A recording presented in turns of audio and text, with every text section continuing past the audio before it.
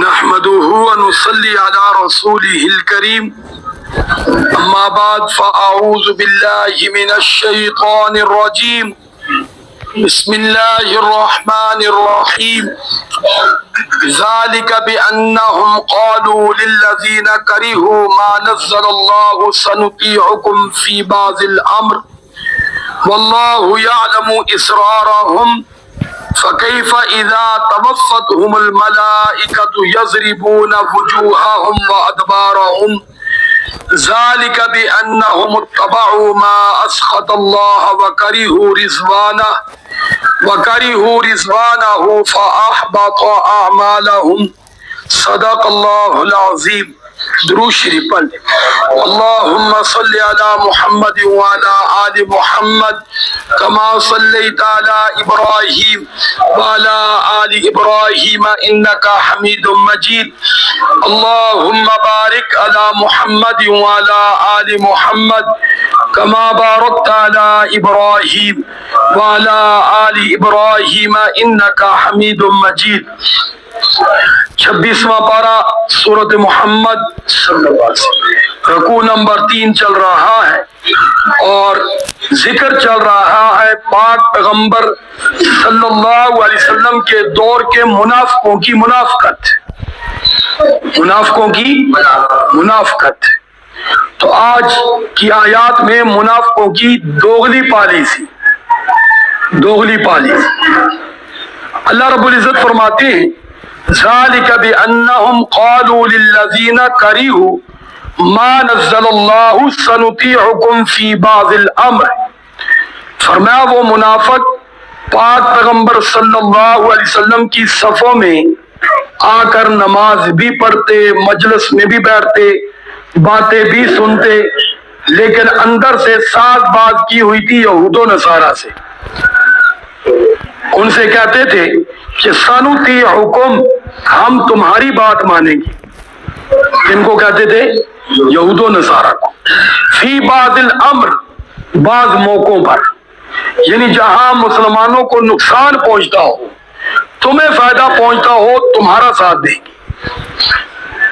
حالانکہ آپ جانتے ایسے موقع پہ ضرورت ہوتی ہے، ایسے موقع کے بولو، لیکن وہ کہتے تھے جہاں مسلمانوں کو نقصان ہو اور تمہیں فائدہ ہو، ہم تمہارا ساتھ دیں گے.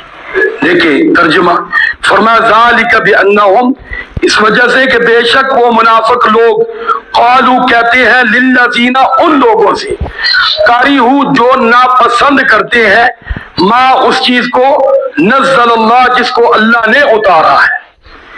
تو یہود و نصارہ کس کو ناپسند کرتے تھے؟ قرآن کو. اللہ نے کیا اتارا ہے؟ قرآن. اور یہود و نصارہ قرآن کو پسند نہیں کرتے تھے. تو فرمایا یہ منافق ان سے کہتے ہیں، کیا کہتے ہیں؟ سنطیعکم، ہم تمہاری اطاعت کریں گے، ہم تمہاری بات مانیں گے. فی بعض الامر، بعض جگہوں پہ، یعنی ہر جگہ پہ تو نہیں کر سکتے، پھر تو وہ پردے کیا ہو جائے گا؟ چاک ہو جائے گا. نماز تو انہی کے ساتھ جا کے پڑھیں گے. بیٹھیں گے تو حضور کی مجلس میں اپنے آپ کی فرما برداری تو دکھائیں گے، لیکن وہی بات ہے، جب بات آ جائے گی جہاد کی تو خود بھی نکلیں گے، دوسروں کو بھی نکالنے کی کوشش کریں گے. کوشش ہوگی کہ حضور تنہا رہیں. کیا رہیں؟ بولو بھائی، تنہا. اللہ رب العزت فرماتے ہیں واللہ یعلم اسرارہم، اللہ جانتا ہے اسرارہم، ان کے مشوروں کو بھی اور ان کی پوشیدہ باتوں کو بھی اللہ جانتا ہے.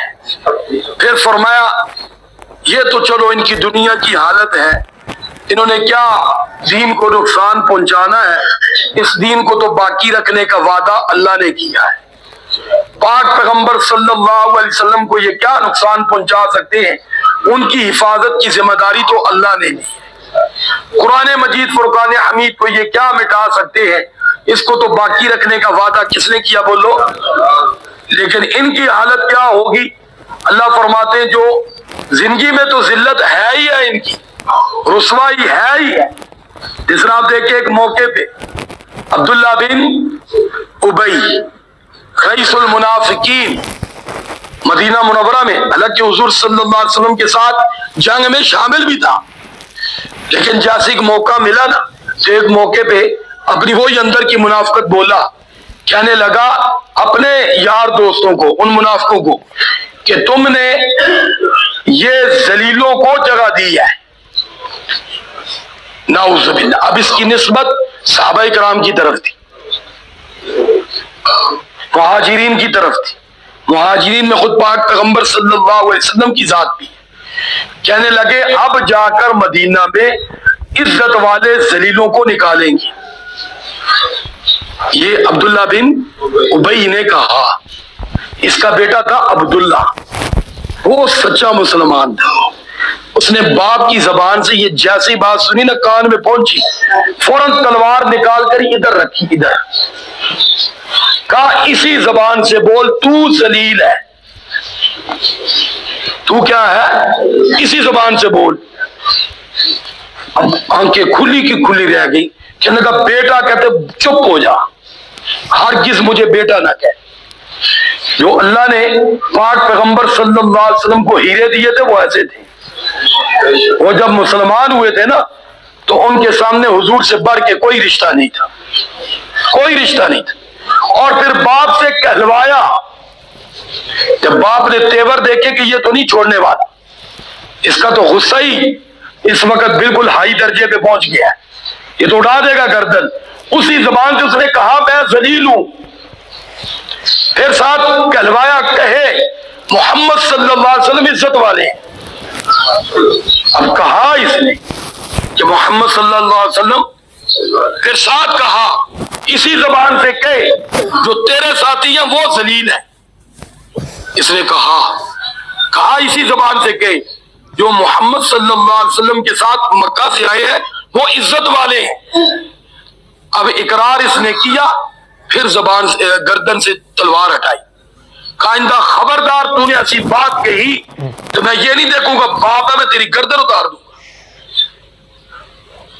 جی ہاں، اللہ نے پھر ایسے ہیرے دیے تھے کس کو، اگر ایک طرف یہ منافق ہے تو دوسری طرف الحمدللہ سچے مسلمان بھی تھے، جان دینے والے، مرد تو مرد، عورتیں، ایک عورت سر کے بال کاٹ کے لائی، حضور آقا صلی اللہ علیہ وسلم نے اعلان فرمایا تھا جہاد میں فنڈ دو، اس نے عرض کیا حضور گھر میں بہت کوئی تلاش کیا کچھ نہیں ملا، تو میں نے سر پہ ہاتھ مارا بال نظر آئے تو میں نے وہی کاٹ کے لائی، کم ہو جہاد میں کسی گھوڑے کے پاؤں باندھنے کے کام آ جائے گی۔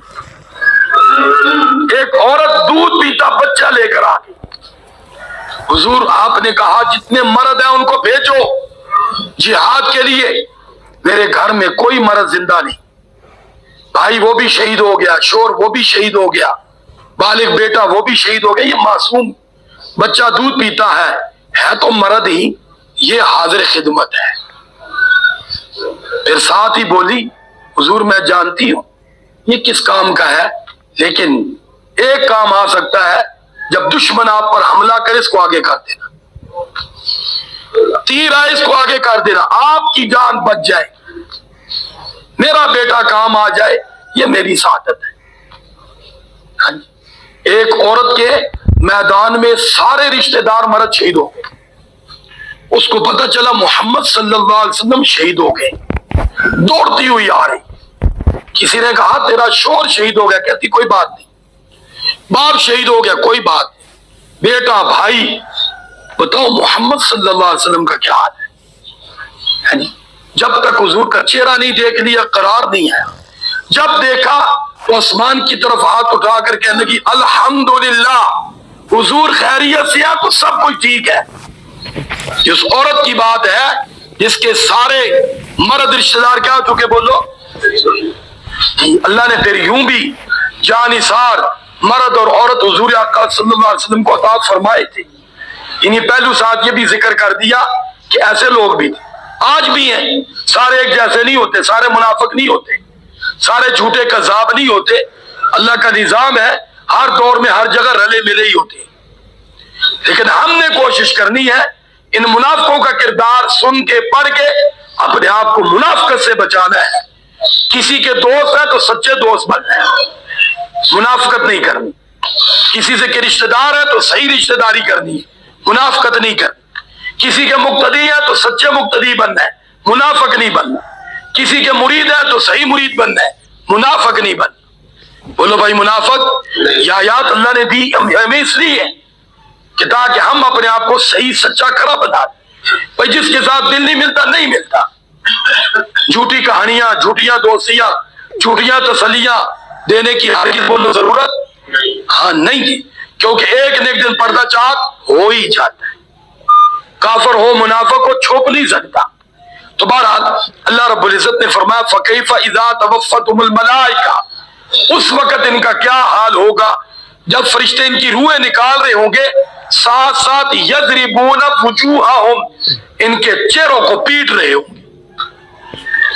روح نکالنے کے ساتھ ساتھ ان کی پھینٹی لگا رہے ہوں گے. تو مار کہاں رہے ہوں گے بولو؟ چہرے پر. اور پھر فرمایا وَأَدْبَارَهُمْ، ان کی پشتوں پر مار رہے ہوں گے. یہ ان کی حالت ہوگی موت کے وقت. منافق کا یہ انجام موت کے وقت. پھر فرمایا ذَلِكَ بِأَنَّهُمُ اتَّبَعُوا، یہ اس لیے کہ بے شک ان لوگوں نے اتباع کی ہے ما اسخط اللہ، اس چیز کی جس کو اللہ ناپسند کرتا ہے یہ اس کو پسند کرتے ہیں.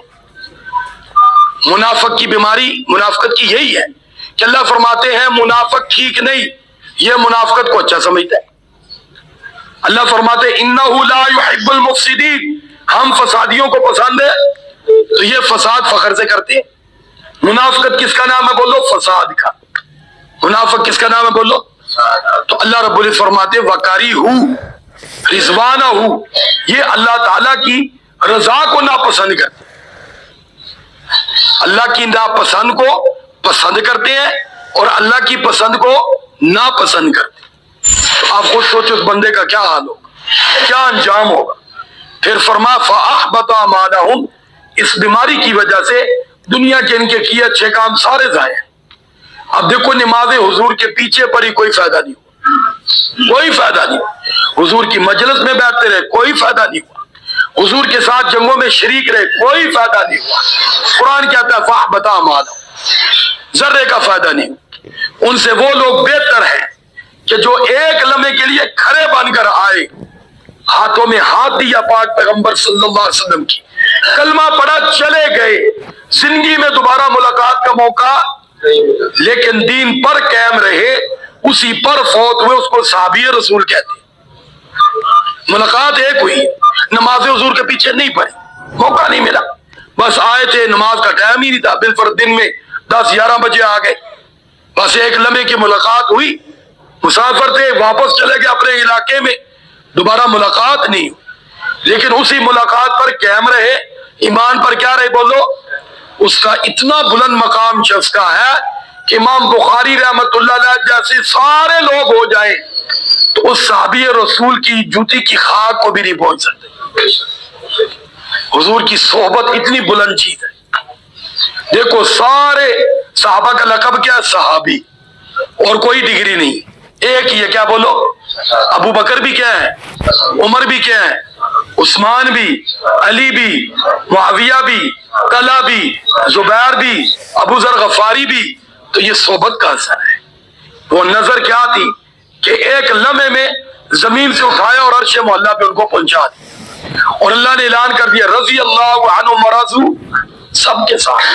تو اللہ کی بارگاہ میں دعا ہے اللہ ہمیں صحابہ اکرام کی سچی محبت بھی نصیب فرمائے، اور صحابہ اہل بیت کی طرح دین اسلام کی، پاک پیغمبر صلی اللہ علیہ وسلم کی ذات کی اور قرآن کے لمحے قدر بھی نصیب فرمائے. اور منافق اور کفر جیسی موذی بیماری سے اللہ ہماری بھی ہماری نسلوں کی بھی حفاظت فرمائے. وآخر دعوانا ان الحمد للہ رب العالمین. درود شریف پڑھ. اللہم صلی علی محمد وعلی آل محمد کما صلیت علی ابراہیم وعلی آل ابراہیم انکا حمید مجید. اللہم بارک علی محمد وعلی آل محمد کما بارکت علی ابراہیم وعلی آل ابراہیم انکا حمید مجید. لا الہ الا اللہ محمد رسول اللہ.